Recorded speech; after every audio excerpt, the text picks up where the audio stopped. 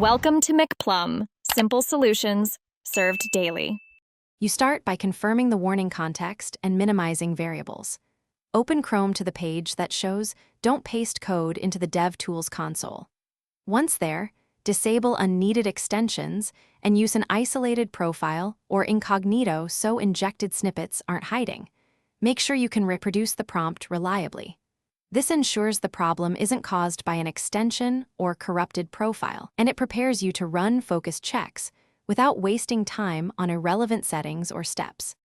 Now dig into Devtools.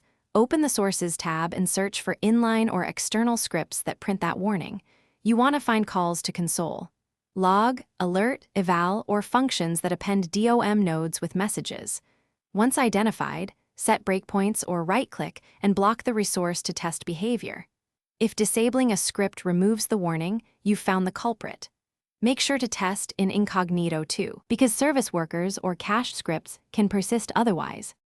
Finally, remove or block the offending code. If it's your site, edit the file on the server and redeploy. If an extension is responsible, uninstall or update it.